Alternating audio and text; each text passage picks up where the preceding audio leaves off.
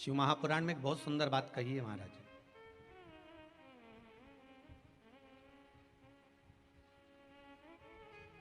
मान लो तुम किसी कार्य के लिए जा रहे हो, 5 बार 6 बार तुम उस कार्य के लिए होकर आ गए, या किसी से अपना पैसा लेना है और तुम उसको पास 50 बार होकर आ गए हो, भैया पैसे कब देगा? या किसी कार्य के लिए जा रहे हो, वो कार्य नहीं हो रहा, 50 बार होकर आ गए, वो काम नहीं हो रहा। शिव महापुराण कहती है लाल चंदन, कौन सा चंदन? लाल चंदन को अच्छा घिसो और घिसकर तैयार कर कर बेलपत्री के ये जो दोनों भाग हैं, दर्शन हो रहे हैं आप लोगों को? लाल चंदन घिसो और घिसकर बेलपत्री के ये दोनों भाग हैं, दोनों पत्तियां जो नीचे की हैं, इसमें उस चंदन को लगा लीजिए। अगर किसी से आपको पैसा लेना है, वो नहीं दे रहा, या कोई काम है या जॉब है या नौकरी है या उसके लिए, या कोई विद्या अध्ययन का कोई कार्य है, कोई स्कूल में पढ़ाई कर रहे हो और वो कार्य नहीं हो रहा, 5 बार 6 बार करके देख लिया नहीं हो रहा, तो ये दोनों पत्तियों पर लाल चंदन लगाओ। लाल चंदन लगाने का मतलब ये नहीं कि जरा सी तुम बिंदी लगा दो, लाल चंदन जो घिसा है उसको पूरी पत्तियों पर अच्छे से फेरना है, उस लाल चंदन को लगा लीजिए। और महाराज बीच की पत्ती में थोड़ा सा घृत, घृत मतलब गाय का घी, गौ माता के दूध से माखन से निर्मित उस घी को बीच की पत्ती में थोड़ा सा लगा लीजिए।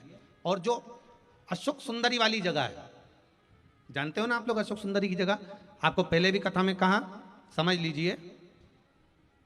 ये शिवलिंग है, ये जलाधारी पर रखा हुआ है, ये गोल जलाधारी है, यहां से पानी नीचे गिरता है, ठीक है, ऐसे होता ना शिवलिंग। तो शंकर भगवान का पूरा परिवार शिवलिंग के आसपास में होता है। शंकर भगवान के 13 बच्चे हैं। कितने बच्चे हैं शिव जी के? 13 बच्चे, पूरे 13 की 13 बच्चे और धर्म पत्नी शिव जी की शिवलिंग के आसपास में है।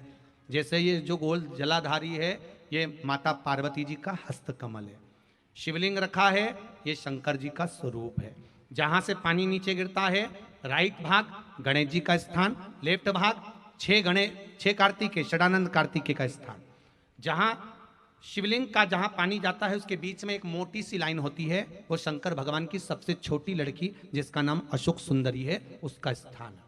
ऊपर से बूंद बूंद पानी जो शिवलिंग पर गिर रहा है, ये शंकर भगवान की 5 लड़कियों का स्थान है, जया, विषहरा, शामली बारी, दौतली और देव। ये शंकर जी की 5 बेटियां हैं जो भगवान शंकर के ऊपर पानी की एक एक बूंद गिराती हैं महाराज।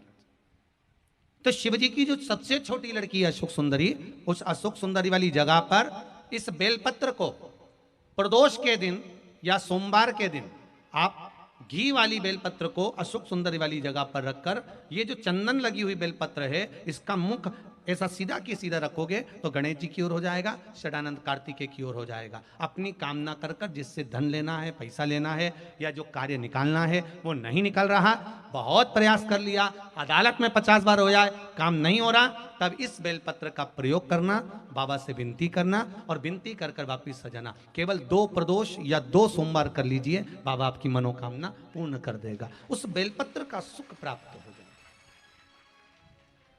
बेलपत्र पर इतना याद रखना, जो चंदन लगा हुआ भाग है वो नीचे होना चाहिए, अशोक सुंदरी की ओर। घृत का भाग अशोक सुंदरी की ओर होना चाहिए, नीचे की ओर, नहीं तो मालूम पड़े तुम ऊपर उल्टा रख दो उसको। साथ में बोलिए, श्री शिवाय नमस्तुभ्यम, श्री शिवाय नमस्तुभ्यम, श्री शिवाय नमस्तुभ्यम। ये शिव महापुराण का मूल मंत्र। जब दुख हो, तकलीफ हो, कष्ट हो, रोग हो, बीमारी हो, जब हो, अभी वो बहन जी कह रही थी, केवल मंत्र का जाप करा। डॉक्टर बोल रहे हैं कि हॉस्पिटल, दूसरा हॉस्पिटल में ले जाओ, पर भगवान भी तो सामने होना चाहिए, आपका विश्वास जागृत होना चाहिए। आपका विश्वास जहां जागृत हो, आपका विश्वास जहां जागृत हो जाए, वहां शिव का दर्शन। बस ये भगवान की भक्ति का एक सार तत्व हमारे जीवन में अगर उतर गया, भगवान की भक्ति का एक मूल तत्व हमारे जीवन में उतर गया, तो जीवन तो यूं ही सार्थक हो गया। तुम्हारी कमाई का उत्तराधिकारी एक की जगह 10 हो सकते हैं। तुम्हारी प्रॉपर्टी का उत्तराधिकारी एक की जगह 10 हो सकते हैं। तुमने जो कमाया उसका उत्तराधिकारी एक की जगह 10 हो सकते हैं, पर तुम्हारे कर्म का उत्तराधिकारी कोई दूसरा नहीं होगा। तुम्हारे कर्म का उत्तराधिकारी तुम्हें स्वयं को बनना पड़ेगा। तुम्हारे कर्म का भोग तुम्हें स्वयं को भोगना पड़ेगा। चाहे तुम सत्य की जीवन निकालो, चाहे असत्य का निकालो। तुमने जो कमाया, उस कमाई का, उस प्रॉपर्टी का, उस मकान का, उस जमीन का, उस दुकान का, उस जायदाद का उत्तराधिकारी एक की जगह 10 हो सकते हैं, पर तुम्हारे कर्म का उत्तराधिकारी कोई भी नहीं हो सकता। तुम्हारे कर्म को तुम्हें स्वयं भोगना है। कौन भोगेगा इसके सिवा?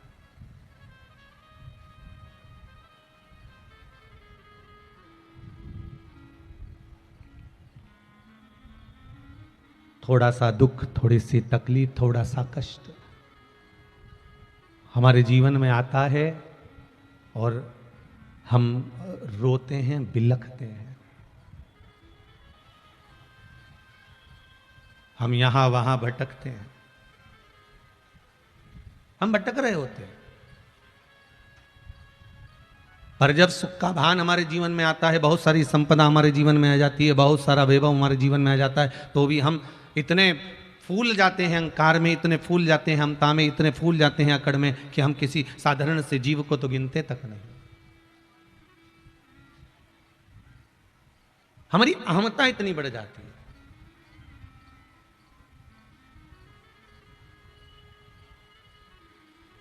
शिव महापुराण की कथा कहती है, जब बेकार समय आता है, बहुत बहुत दुख का समय आता है, बहुत कष्ट का समय आता है, तो घर में रखा हुआ जितना सोना है, जितने आभूषण हैं, जितना स्वर्ण है, वो भी दुकान पर चले जाता है। बोलो सही है कि गलत है? जम के बोलो जरा, सही है ना? जब कष्ट आता है, दुख आता है, तकलीफ आती है, तो घर में रखे हुए सोने को दुकान पर ले जाया जाता है। दुकान पर लेकर जाते हो, किस लिए? ये दुकान में दे दूंगा, ये सोने की दुकान पर दे दूंगा, थोड़ा सा धन मिलेगा, मैं घर में गुजारा कर लूंगा। जब कष्ट आया तो सोने को, रखे हुए सोने को दुकान तक लेकर गए हो। तो शिव महापुराण की कथा कहती है, इतनी समझ हर व्यक्ति में होती है कि कष्ट आने पर सोना दुकान पर चले जाता है, तो कष्ट आने पर मनुष्य भगवान तक क्यों नहीं जाता है? कष्ट आए तो भगवान तक जाओ ना। कष्ट आया तो सोना दुकान पर गया, थोड़ा सा पैसा मिल गया, 8-15 दिन, 20 दिन, 50 दिन, 25 दिन, 30 दिन निकल गए। तो कष्ट आया तो घर में रखा हुआ सोना दुकान पर पहुंच गया। तो कष्ट आने पर आप भी तो परमात्मा के दरवाजे जा सकते हो। कष्ट आने पर सोना दुकान पर बाद में जाए, उससे पहले तुम शंकर की शरण में चले जाओ। किसी एकांत में जो शिव मंदिर हो, उसमें जाकर झाड़ू लगाओ, बुआरी लगाओ, पोछा लगाओ, शिव जी का स्नान कराओ। नहीं है तुम्हारे पास में बेलपत्री, दूसरी पत्तियों को तोड़कर शंकर जी पे चढ़ाओ, पुष्प चढ़ाओ, शंकर जी की आराधना करो। कुछ भी नहीं है, झाड़ू और पोछा लगाकर शंकर का स्नान करा कर जाओ। थोड़ी देर बैठकर एकांत में शिव से अपने मन की बात कहना प्रारंभ कर दो। देखो, दुकान पर सोना ले जाने की जरूरत नहीं पड़ेगी। दुख में, कष्ट में अपने शरीर को लेकर भगवान तक पहुंचिए और मन को शिव में लगा दीजिए, अपने आप कार्य सफल हो जाएगा, अपने आप हो जाएगा।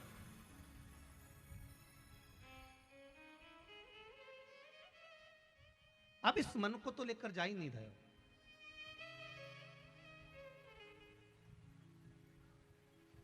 आप इस मन को परमात्मा तक लेकर तो पहुंच ही नहीं रहे हो। आप इस मन को भगवान तक तो लेकर जा ही नहीं रहे हो। जो मन भगवान के पास में लेकर जाता है, भगवान उसको खाली कभी नहीं छोड़ता, कभी नहीं। कष्ट आता है तो सोना दुकान पर ले जाया जाता है, स्वर्ण को दुकान पर ले जाते हैं महाराज। कष्ट आया तो स्वर्ण दुकान पर ले गए। जीवन में कष्ट आए तो इस तन को और इस मन को भगवान शंकर के शिवालय तक ले जाओ।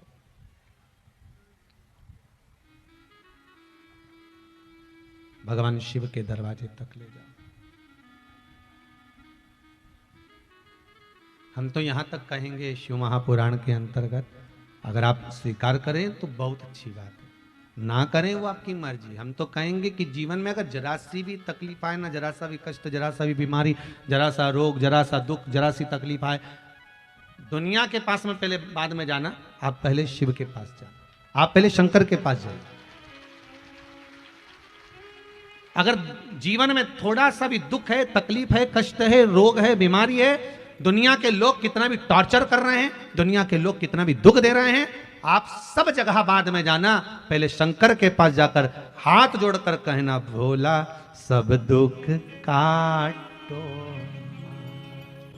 शिव शंकर जपूं तेरी माला, भोला सब दुख काटो हमारा। सब जगह बाद में जाना, पहले शिव की शरण में जाना।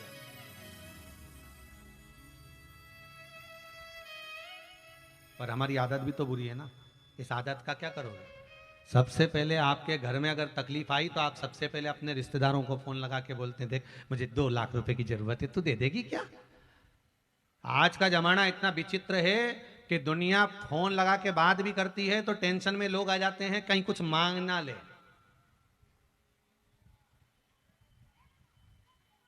कहीं कुछ मांग ना ले।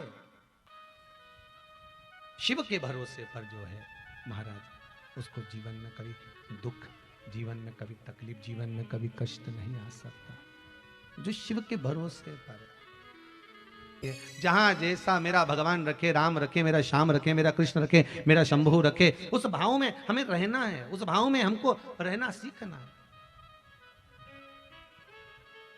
और जिस दिन हम शिव के भरोसे पर हो गए, जिस दिन हम शंकर के भरोसे पर हो गए, जिस दिन हम शंकर के अनुकूल हो गए, शंकर के भाव में जीना चालू कर दिया, उस दिन हमारा जीवन सार्थक हो गया।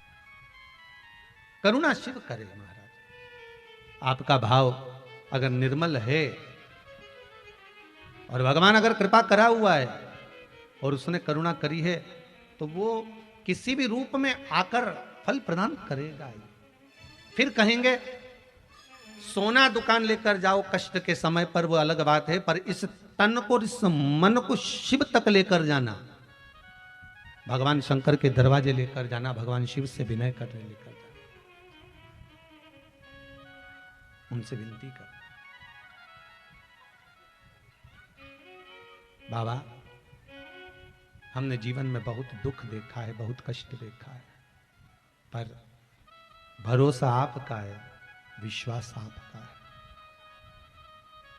और विश्वास और भरोसा यदि आपका है तो मुझे उम्मीद है डूबने नहीं दोगे। जैसे माता जगत जननी पार्वती जी ने तप करा, साधना करी, बाल्यावस्था से, छोटी सी अवस्था में देवऋषि नारद सामने से आकर भगवान श्री हिमालय राज जी ने पूछ लिया देवऋषि नारद से, अरे नारद जी आप आए हो, मेरी बेटी का भाग्य बता दीजिए, मेरी बेटी की किस्मत क्या बोल रही है, मेरी बेटी का भाग्य क्या बोल रहा है, मेरी बेटी का भाग्य क्या कहता है, जरा बता दीजिए। देवऋषि नारद छोटी सी कन्या को देखकर, पार्वती जी को देखकर उनका भाग्य बताने लगे। छोटी सी कन्या को, छोटी सी कन्या का स्वरूप देखकर, छोटी सी कन्या का रूप देखकर देवऋषि नारद उनका भाग्य बता रहे हैं, उनके भाग्य का निर्माण कर रहे हैं, उनके भाग्य का वर्णन कर रहे हैं कि आपकी जो बेटी है, आपकी जो पुत्री है, उसका स्वरूप यह होगा, उसका आने वाला समय ऐसा होगा, उसके आने वाले समय का क्रम यह होगा।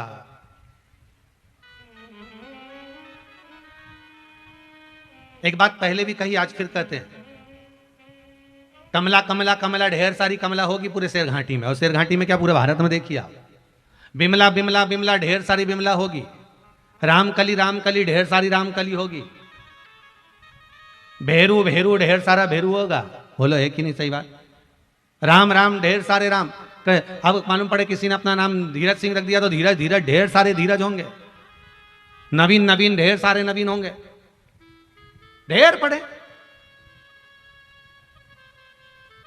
अब तुम सुबह से उठी और सुबह से उठकर तुमने सबसे पहले अखबार खोला, और अखबार खोलकर सबसे पहले उसमें राशि पढ़ी, और राशि पढ़ी तो क्या देखा, आज मेरी राशि में लिखा है कि मुझे आज ये मिलेगा। अब एक जैसी राशि तो ढेर सारी, बोलो सही है कि गलत है? ना जाने कितनों की राशि एक जैसी होगी, कितनों का नाम एक जैसा होगा, पर विचार करिए किसी को तो सुख मिला, किसी को दुख मिला। सही है कि गलत है?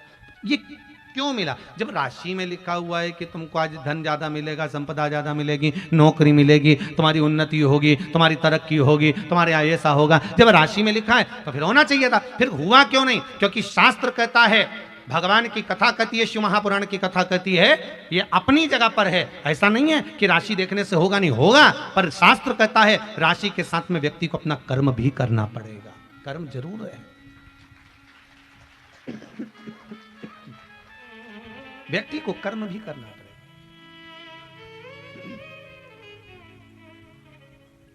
और जब तक आप कर्म नहीं करोगे, जब तक कर्म की ओर अग्रणी नहीं होगे, तब तक फल कैसे मिले? फल मिले तो फिर मिले कैसे?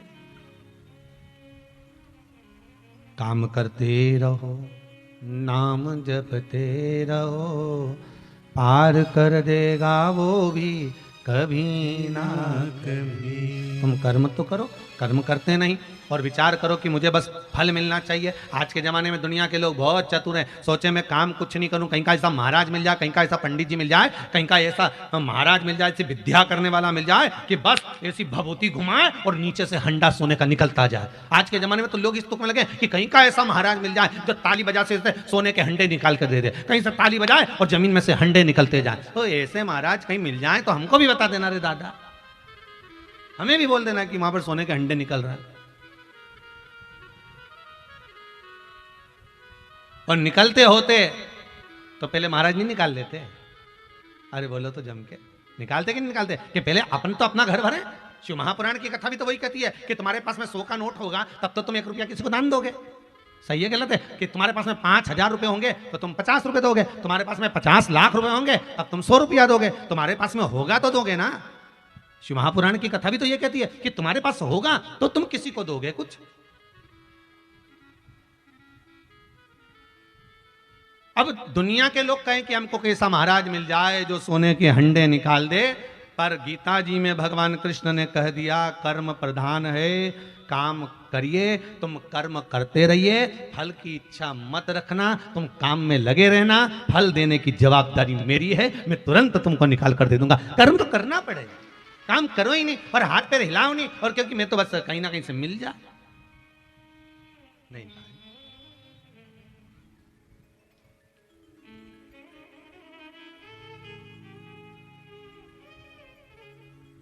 कर्म करना पड़ेगा, बिना बिना कर्म के नहीं हो सकता। आप करो।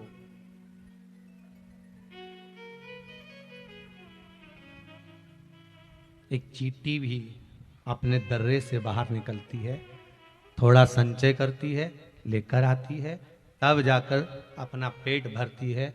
भगवान कृपा करता है और उस चींटी से कहता है कि तो दर्रे से निकलकर इधर जाना, यहाँ जाएगी, तेरे को कुछ मिलेगा, तू लेकर आना पाना। भगवान चींटी से भी करा है कि थोड़ा थोड़ा कर्म करते हुए चलोगे तो जीवन की सार्थकता बनती चली जाएगी, थोड़ा थोड़ा कर्म करते हुए चलोगे तो जीवन का आनंद प्राप्त होता चले जाएगा। हम कर्म ना करें और विचार कर कर बैठ जाए कि भगवान हमको दे देगा, भगवान की जवाबदारी है, उसको तो देना है, पर भगवान कहते हैं कि कर्म कर कर आगे बढ़ेगा तो थोड़ा ज्यादा प्राप्त हो जाएगा, कर्म कर कर आगे बढ़ेगा तो थोड़ा अधिकता में प्राप्त हो जाएगा। भगवान देगा, देने में कोई कमी नहीं उसकी।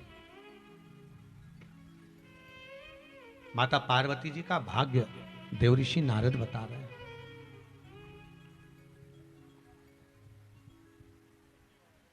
माता पार्वती जी का भाग्य देवऋषि नारद बता रहे हो। देवऋषि नारद ने कहा इनको जो पति मिलेगा, नग्न वेशधारी, भस्मी रमाने वाला, जटा जूट बांधने वाला, ऐसा इनको पति मिलेगा। पार्वती जी की माता मैनावती की आंख में जल भर गया, रोने लगी कि मेरी बेटी का भाग्य ऐसा है कि इसको जो पति मिलेगा ऐसा मिलेगा, तो इससे तो अच्छा मैं बेटी का विवाह ही नहीं करूंगी, इससे तो मैं बेटी का विवाह ना करूं।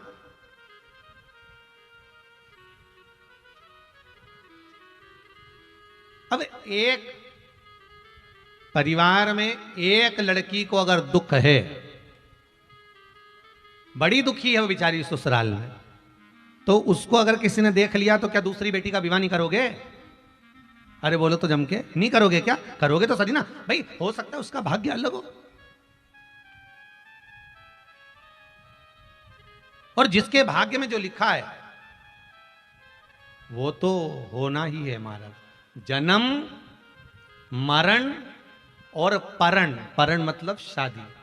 जन्म, मरण, मृत्यु और परण, शादी, ये तीन मेरे देवाधिदेव महादेव के हाथ में है। जन्म मेरे महादेव के हाथ में, मरण मेरे महादेव के हाथ में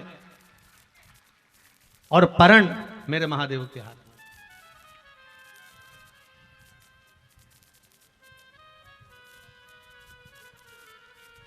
जन्म, मरण, परण तीन मेरे देवाधिदेव महादेव के हाथ में। ये तीन शिव के हाथ में। डॉक्टर ने कह दिया बहू को, बेटी को इतने समय तक डिलीवरी हो जाएगी, जापा हो जाएगा। मालूम पड़े 4 दिन पहले ही हो गया, मालूम पड़े 15 दिन बाद हो गया। जन्म उसके हाथ में, मरण, मृत्यु लोगों ने देखकर कहा था इस तो खूब जिएगा, इसकी तो खूब उम्र है, खूब बढ़िया पत्रिका, क्या जोरदार इसके हाथ की रेखा, ये तो खूब जिएगा। अब मालूम पड़े बीच में कोरोना हो गया और निपट गया। अब पत्रिका क्या क्या करोगे? अब वो हस्तरेखा क्या क्या करोगे? मरण, मृत्यु लिखा, मरण, ये मरेगा। डॉक्टर ने कह दिया इसकी अंतिम सांसें चल रही है, इसके प्राण छूटने वाले हैं। डॉक्टर ने कहा दिया इसको घर ले जाओ, अब इसका अंतिम समय है, अंतिम श्वासें हैं। मालूम पड़े और घर ले गए। डॉक्टर ने तो कहा था 2-4 दिन में ये निपट जाएगी, मर जाएगा। मालूम पड़े घर ले गए, 2 महीने हो गए। जब जब बीमार पड़ती नीचे गोबर लीप के तुरंत अम्मा को नीचे सुला देते और गीता जी का पाठ सुना देते, अम्मा वापिस जिंदा हो जाती, वापिस जिंदा, वापिस पलंग पे सुलाओ।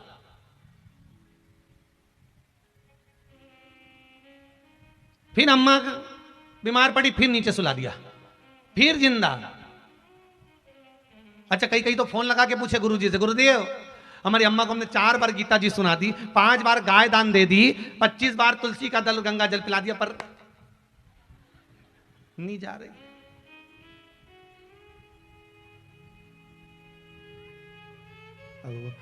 भगवान से तो पूछो कि क्यों नहीं ले जा रहे। भगवान बोले कभी नीचे भजन नहीं करा, नीचे मृत्यु लोक में कभी भजन नहीं करा, नाम जाप नहीं करा, मंत्र जाप नहीं करा, स्मरण नहीं करा, कैसे लेकर जाऊं इसको? जन्म, मरण और परण, विवाह। कितनी भी कोई कह दे कि अगले महीने तक हो जाएगा, बस बहुत अच्छा ग्रह आ रहा है, शादी हो जाएगी, मालूम पड़े 1 साल निकल गया, 1 साल। जन्म, मरण, परण। किसी ने कहा था 12 महीने बाद होगी, मालूम पड़े 15 दिन में ही पक्की हो गई। जन्म, मरण, परण तीन शिव के हाथ में। शंकर ने किसी को नहीं दिया ये, किसी को भी। इसलिए आज भी ब्राह्मण कहते हैं अगर किसी का एक्सीडेंट हो जाए, कोई बीमार पड़ गया, बहुत बेकार हालत हो गई, वेंटिलेटर पर डाल दिया गया, तो पंडित जी क्या कहेंगे कि महामृत्युंजय का जाप करवा, क्योंकि ब्राह्मण को मालूम है कि अगर जन्म, मरण और परण शिव के हाथ में है तो मृत्यु शंकर के हाथ में है। अगर महामृत्युंजय का जाप प्रारंभ करवा दिया तो यह पक्का है कि वो प्राण कुछ देर के लिए रोक सकता है। वो महामृत्युंजय के मंत्र में वो बल है, इसलिए ब्राह्मण कहते हैं महामृत्युंजय का जाप करिए, इसका अनुष्ठान कर लीजिए, जप कर लीजिए।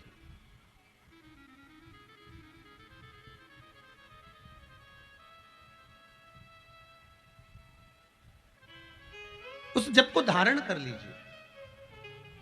पर एक बात आपसे हम कहना चाहेंगे, थोड़ा सा भले आपको बुरा लगे चाहे भला लगे, जितने श्रोता टीवी के माध्यम से सुन रहे हो, आस्था के माध्यम से सुन रहे हो, चाहे फेसबुक यूट्यूब पर श्रवण कर रहे हो, सबसे हमारा एक ही निवेदन है, इस बात को ध्यान में रखना कि आज के समय में एक नया फैशन निकल गया है कि मोबाइल में महामृत्युंजय मंत्र डाल लिया जाता है और चलते फिरते खाते पीते महामृत्युंजय मंत्र बजता रहता। या गायत्री मंत्र आपने अपने मोबाइल में डाल लिया, हनुमान चालीसा आपने अपने मोबाइल में डाल ली, चलते फिरते खाते पीते आप वो जप रहे हैं, पर शिव महापुराण की कथा कहती है महामृत्युंजय वो मंत्र है जिस मंत्र के बल पर स्वयं भगवान शंकर सामने आकर खड़े हो जाते हैं मृत्यु को जीतने के लिए। और उस मंत्र को आप गलत काम कर रहे हो, उसमें भी बज रहा है, रिंगटोन में चालू कर दिया है, मालूम पड़े सोच कर्म के लिए बैठे हो, कहीं वॉशरूम में गए हो, कहीं मुंह धो रहे हो, उल्ला कर रहे हो, गलत किसी से झूठ बोल रहे हो, बात कर रहे हो, और वो मंत्र तुम्हारे मोबाइल में बज रहा है, उसका दोष तुमको सहन करना पड़ेगा, उसका कष्ट तुमको सहना पड़ेगा, कोई दूसरा नहीं सहेगा। मंत्र का प्रयोग, मंत्र का उपयोग आप करो, मना नहीं है, परंतु उस मंत्र का प्रयोग जब आपको लगे कि मुझे इस मंत्र की जरूरत है तब उस मंत्र को छोड़ा जाए। भगवान राम के उस तर्कस के अंदर कितने बाण थे, पर भगवान ने समय समय पर छोड़े कि हाँ अब इस बाण की जरूरत है छोड़ दिया जाए, अब इसकी जरूरत है छोड़ दिया जाए, अब इसकी जरूरत है छोड़ दिया जाए। लक्ष्मण जी ने बार बार भगवान राम से कहा एक मिनट में निपटा दो इस रावण को, भगवान कहते नहीं पहले छोटे छोटे बाण छोड़े जाएंगे। डॉक्टर भी अगर टेबलेट देता है, डॉक्टर भी दवाई देता है तो पहले छोटी छोटी देता है कि हाँ ये काम कर जाएगी, ये काम कर जाएगी, ये काम कर जाएगी। जब इतने mg की काम नहीं करती, 60 mg 70 mg 200 mg की काम ना करे, फिर 500 mg पर पहुंचता है कि हाँ अब ये दवाई काम करेगी, 500 से फिर आगे बढ़ेगा 550 mg की, 600 mg की भेजेगा।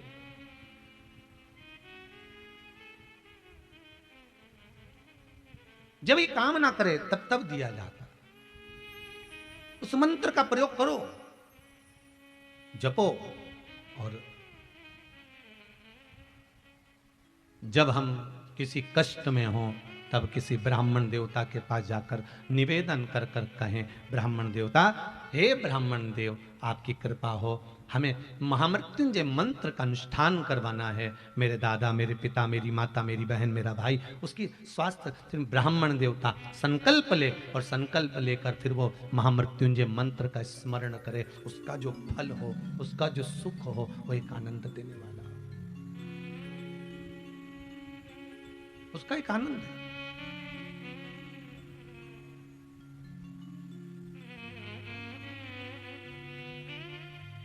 जीवन की शरणागति का पथ है, सुख देने वाला, आनंद देने वाला। आज शिव महापुराण की कथा कह रही है, पार्वती जी मैया का भाग्य देव ऋषि नारद ने बता दिया कि इनको ऐसा पति मिलेगा। किसके भाग्य में क्या लिखा है किसी को नहीं मालूम। एक पत्नी ने अपने पति से कहा सुनो तुम वहां बैठ कर सारी दुनिया के लोगों को इतना इतना पैसा दान देते हो, तुम्हारी बेटी दुखी है, तुम्हारी बेटी का भाग्य में कुछ नहीं लिखा, उसका पति बेचारा कुछ नहीं करता, रोता रहता दिन भर बैठकर, मेरी बेटी रोती रहती है, तुम दुनिया भर में इतनी कथा सत्संग करा रहे हो, अपनी बेटी को थोड़ा दान नहीं कर सकते? थोड़ा बहुत पैसा अपनी बेटी को दे दो। पति बड़ा विद्वान था, पति ने अपनी पत्नी से कहा फालतू बात मत करना, मेरी बेटी का भाग्य अच्छा नहीं है इसलिए नहीं दूंगा। तो इतने में पत्नी ने कहा तुम क्या भाग्य विधाता हो जो तुम कह रहे हो कि मेरी बेटी का भाग्य अच्छा नहीं है, तुमने उसका भाग्य लिखा है क्या? इतने में पति ने कहा अगर बेटी का भाग्य अच्छा होता तो इतने करोड़पति के घर में दी थी मैंने बेटी को, और मालूम पड़े रोड़पति में हो गई। करोड़ों का धन देख कर दिया था, बड़ा बंगला देख कर दिया था, परिवार देख कर दिया था, पति सर्विस कर रहा था, नौकरी कर रहा था, सब कुछ देखकर मैंने बेटी को ब्याया था। उसके बाद बेटी दुखी क्यों हुई? अगर भाग्य अच्छा होता तो दुख क्यों होता? इतने में पत्नी ने कहा फालतू बात मत करो, मैं बेटी को दूंगी। तो पति ने कहा तेरा फर्ज है, तू मां है, दे सकती है, दे, तुझे जितना देना दे। और पत्नी ने आज अपनी बेटी और दामाद को भोजन के लिए बुलाया। बेटी तो नहीं आई, दामाद भोजन करने आया, और पत्नी ने क्या करा कि लड्डू बनाए तिल के, और तिल के लड्डू बनाकर उस लड्डू में सोने की गिन्नियां फंसा दी, सोने के सिक्के फंसा दिए, सोने की गिन्नियां फंसाई, डब्बे में भर दिया, और जमाई से कहा भोजन करने के बाद ये डब्बा ले जाओ, इस डब्बे को मेरी बेटी को दे देना। जमाई साहब हो माँ, अगर मैं बता कर दूंगी तो जमाई लेगा कि नहीं लेगा? उसको बुरा लगेगा कि मेरी सास ने बता मुझे सोना दे दिया, उसको बुरा लगेगा कि जैसे हम भिखारी हो। तो उसने लड्डू के अंदर सोने की गिन्नियां फंसा कर दे दी। वो लेकर गया, रास्ते में जाते जाते उसके मन में आया कल बच्चों की फीस जमा करना है, पैसा नहीं है घर में बिल्कुल भी। एक काम करता हूँ, सास ने मुझे लड्डू दिए हैं, इसको हलवाई की दुकान पर बेच देता हूँ, 500 रुपए मिलेंगे, उस 500 रुपए की मैं फीस जमा कर दूंगा। हलवाई की दुकान पर गया, सेठ जी ये लड्डू ले लीजिए। सेठ जी ने लड्डू सूंघे तो बड़े अच्छे थे, लाओ दे दो हमको, ये लो 500 रुपए। 500 रुपए दिए, वो घर लेकर चले गया। शाम को सेठ जी वापिस आ रहे थे। सेठ जी आते आते उनके मन में आया आज मेरी पत्नी का जन्मदिन है, लड्डू लेता हुआ चलता हूं। हलवाई की दुकान पर गए, आवाज लगाई, सेठ जी कहाँ हो? सेठ जी आए, बोलो साहब लड्डू दे दो जरा 2-4 किलो, ताजा डब्बा आया है लड्डू का, यही ले जाओ। लड्डू का डब्बा दिया, सेठ जी घर ले जाकर लड्डू पहुंचे। आज पत्नी का जन्मदिन था, जन्मदिन पर लड्डू जैसे ही पत्नी के मुंह में दिया तो सोने की गिन्नी आ गई। पत्नी ने पूछा ये लड्डू कहां से लिया है? इतने में पति ने कहा हलवाई की दुकान से लाया हूं। ये लड्डू हलवाई की दुकान पर कहां से आ गए? पता नहीं। पत्नी की आंख में से आंसू बहने लगे कि ये लड्डू तो मैंने जमाई को दिए थे। पत्नी ने पति के चरण पकड़े, आप सही कहते हो, भाग्य में नहीं होगा तो कोई कितना भी दे दे पहुंच नहीं पा सकता। कितना ही देकर देख लीजिए, भाग्य में होगा तो दौड़ कर आएगा, भाग्य में नहीं होगा तो तुम करोड़ों का धन दे दीजिए कुछ नहीं मिल पाएगा।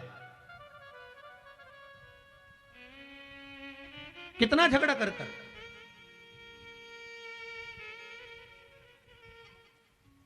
भाग्य में हो क्यों ना मिले। कितने लड़े एक मकान के चक्कर में, भाई भाई लड़े एक मकान के चक्कर में। मेरा है, माँ ने मेरे को दिया था, मम्मी ने मुझे दिया था, पिताजी ने मुझे दिया था, लड़ाई करी, अदालत में बात हुई, सब कुछ करा, विवाद पर विवाद, विवाद पर विवाद हुआ।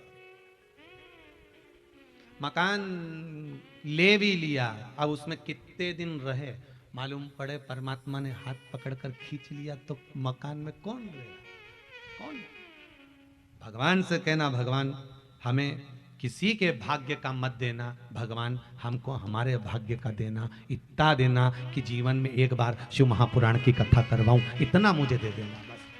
मुझे अपने भाग्य का देना, जैसे आज दिलीप जी अग्रवाल कथा करवा रहे हैं, ऐसी कृपा शेर घाटी पर फिर हो। और भगवान से प्रार्थना करना ऐसा धन मुझे देना, कमाया कमाया कमाया कमाया, आखिरी में छोड़ दिया और फोटो इतना बड़ा दीवार पे टंगाया, ऐसा कमा कर नहीं छोड़ना। भगवान से कहना ऐसा देना कि जीवन में एक बार शिव महापुराण की कथा मैं भी करवाऊं, अपने जीवन को सार्थक मैं भी बनाऊं।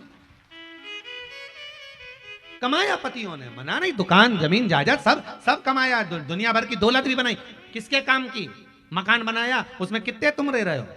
इतना बड़ा मकान, और मकान में भी तुम्हारा कमरा इतना बड़ा, उसी में एक पलंग, और उस कमरे में भी तुम्हारी जगह कितनी, पलंग पे भी इतनी जरा सी जगह, उसमें अलमारियां 4-4, तुम्हारे कपड़े रखने की अलमारी कितनी, एक, और एक अलमारी में भी आधी में तो जगदम्बा की साड़ी, तुम्हारी तो आधी है। कितना कमाया, सब यही छोड़, क्या गया, सब धरा गया। बस एक चीज अपने साथ में जाती है, भगवान का जो भजन करा वो, जो दान करा वो, जो पुण्य करा वो, जो सत्कर्म करा वो, और जो भगवान की कथा को श्रवण किया वो अंतिम समय तक साथ चला जाता, सब छूट गया, बाकी का पड़ा रह गया, सब धरा की। और जो मर मर के चले गए ना, वो भी फोटो में टंगे हुए स्माइल देते हैं अपने को देख देख के। तुम्हारे घर में जितने मरे हुए गए उनका फोटो आज शाम को जाके देखना, मुस्कुराते हुए मिलेंगे। कोई ऐसा सिर पे पल्लू डाल के मुस्कुराए, और कोई टोपी मोपी लगा के मुस्कुराए, मुस्कुराते हुए दिखेंगे। और उनके गले में एक प्लास्टिक की माला, वो भी पंखा चले तो माला हिले। और वो फोटो में भी अम्मा इसलिए स्माइल देती है, बेटी हम भी जोड़ जोड़ के मर गए, आखिरी में टंग गए, और तू भी जोड़ जोड़ के मर जाएगी, आखिरी में तू भी टंग जाएगी। यही लाइन से ढेर सारे टंगना। कर लो भजन। कभी कभी अपने अपने पतियों से पूछ लिया करो, किसके लिए कमा रहे हो इतना धन, किसके लिए जोड़ के ला रहे हो, किसके लिए झूठ बोल रहे हो, किसके लिए प्रपंच कर रहे हो? पति कहेगा मैं अपने बच्चों को पढ़ाने के लिए, पति कहेगा मैं अपनी पत्नी के लिए, मैं अपना वैभव बनाने के लिए, अपना नाम चलाने के लिए, अपनी पत्नी और अपने बच्चों के लिए। तो पत्नी ने कभी कहा अपने पति से कि तुम झूठ बोल कर कमाना? आप में से कितनी माताएं बैठी हैं जो अपने पति से कहती हो कि दिन भर झूठ बोलो? कितनी बेटी है जो अपने पति से कहती है कि झूठ बोलकर कमा के लाओ? कितने बच्चे बैठे हैं जो अपने पापा से कहते हैं पिताजी मेरी पढ़ाई के लिए तुम झूठ बोलना, बेईमानी करना, छल करना, प्रपंच करना, कपट करना। ना तो बेटे ने कभी कहा, ना कभी बेटी ने कहा, ना कभी पत्नी ने कहा कि झूठ बोलकर कमाना। उसके बाद भी तुम झूठ छल कपट कर कमा रहे हो तो तुम्हारे ऊपर मरकर व्यक्ति जब ऊपर जाता है, यम की कैद चढ़ता है, वहां जाके रोता है कि मैंने झूठ बोला था पत्नी के लिए, मैंने झूठ बोला था अपने बच्चों के लिए, मुझे अकेले को नरक मत भटालो, मुझे अकेले को नरक मत पटको। तो यमराज कहते क्या चाहते हो? मेरी पत्नी और बच्चों को भी तो नरक डालो, क्योंकि उनके लिए कमाया था, उनके लिए जोड़ा था, तो पत्नी और बच्चों को भी नरक डालो। तो यमराज कहेगा झूठ किसने बोला? तूने। छल किसने करा? तूने। कपट किसने करा? तूने। बेईमानी किसने करी? तूने। तो भोगेगा भी कौन? तो इसीलिए फिर निवेदन है, तेरा क्या होगा रे कालिया? कौन भोगेगा? कोई दूसरा भोगने वाला है? भोगना तुमको है। और मेरी माताओं से निवेदन है, क्यों कहते हैं कि माताओं आप कथा में जाओ, क्यों कहते हैं कि आप सत्संग में जाओ, क्यों कहते हैं कि आप धर्म में जाओ, क्यों कहते हैं कि आप भगवान की भक्ति में लगे रहो? उसका कारण है, पति कितनी भी बेईमानी का धन लाए, झूठ बोलकर लाए, प्रपंच कर कर लाए, आप अगर सत्संग में जाकर बैठ जाती हो तो आपके धर्म का आधा हिस्सा पति के खाते में चला जाता है। आप धर्म तो करो, आप सत्कर्म तो करो, आप भजन तो करो, आप कीर्तन तो करो, मंत्र जाप तो करो, आपकी पूंजी थोड़ी उसके खाते में जाएगी, तो वो भी नरक नहीं भोगेगा, तर जाएगा। और वो तो कहता है कि मेरी कमाई में से 2 रुपया लेकर जाना, कहीं शिव पुराण में, कहीं भागवत में, कहीं धर्म में लगा देना। पर माताएं उसकी कमाई में से निकालती तो है, पर सब डेंटिंग पेंटिंग में लगाई जाती है। तो काहे का धर्म में लगा? मुझे तो आज तक एक बात समझ में नहीं आया कि ये 2-3 घंटा भगवान जाने वो ऐसी कुर्सी पे बिठा दें और ऐसी ककड़ी धर दें और यहाँ से यहाँ तक पोत पुता के और बिठा दें, और ये 3 घंटा एक जैसी ना हिले ना डुले। भगवान जाने इतना विल पावर कहाँ से आता होगा, इतनी मन में कट्टरता कैसे आती होगी कि 3 घंटा बैठी रहे। और नहीं तो यहाँ 3 घंटा बिठाओ तो रामदेव बाबा का पूरा आसन लगा ले, पूरे आसन रामदेव बाबा के लगा ले उतनी देर में। तो वो तो इसका बस नहीं चले तो कपाल भारती भी कर ले इसका।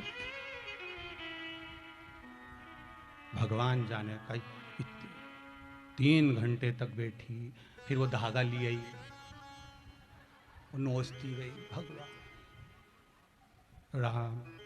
2 घंटे तक कांच के सामने पेंसिल से, अच्छा कई बार वो पेंसिल से मुंडा देखे तो ऐसा लगे जैसे भगवान कृष्ण सृष्टि देख रहा है। डब्बा भरे भगवान, इधर से नीली, इधर से कत्थई, भगवान।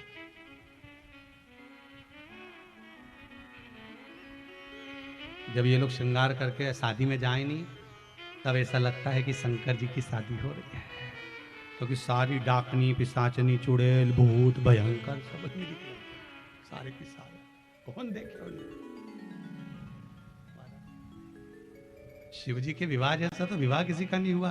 भोलेनाथ जी महाराज तैयार ही नहीं हुए, श्रृंगार ही नहीं करा। भगवान विष्णु ने कहा भोलेनाथ जी तैयार हो, तुम्हारी शादी है?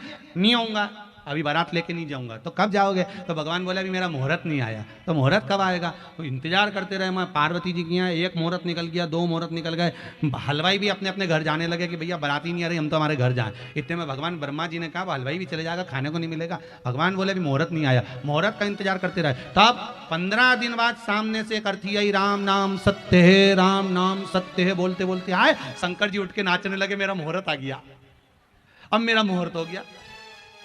शंकर जी की बारात कब निकली थी? जब सामने से अर्थी आई थी। जैसे ही अर्थी आई, मुर्दा में आग लगाई, आग लगाई। शंकर भगवान मन में सोचे मेरा पाउडर का डब्बा तैयार, और उन्होंने पाउडर लगा के जो तैयारी करी और तैयारी करी और बारात निकली। आज भी नियम है, शिव जी की बारात निकली थी, सामने से अर्थी आई थी, तब शंकर की बारात निकली थी। हिंदू धर्म की रीति है, आज भी आप कोई अच्छा काम करने जा रहे हो, सामने से अगर मुर्दा आता दिख जाए, अर्थी आती दिख जाए, समझ लेना तुम्हारा काम सफल हो जाएगा, तुम्हारा कार्य सफल हो जाएगा। समझ लेना, आज भी नियम है, सामने से मुर्दा आते दिख जाए तो कार्य सफल है। स्वप्न में किसी मरे हुए व्यक्ति को देख लो, समझ लो कि आज कोई अच्छा काम होने वाला है। किसी अपने व्यक्ति को मरा हुआ देख लिया, समझ लेना उम्र बढ़ गई। तो इसका मतलब यह नहीं है कि तुम शमशान के पास घर बना लो।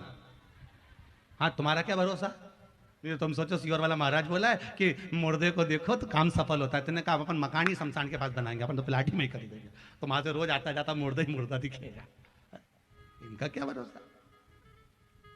बारात चली धड़ा के शिव जी की खूब दौड़ धाम से, और जब बारात शंकर भगवान की पहुंची थी हिमालय राज की नगरी में, देवता आगे आगे, भूत चुड़ैल पीछे पीछे, डाकनी पिशाचनी भयंकर, कोई का 12 मुंह, कोई का 10 मुंह, कोई का गर्जना करे, कोई का लंबी जीवान भयंकर।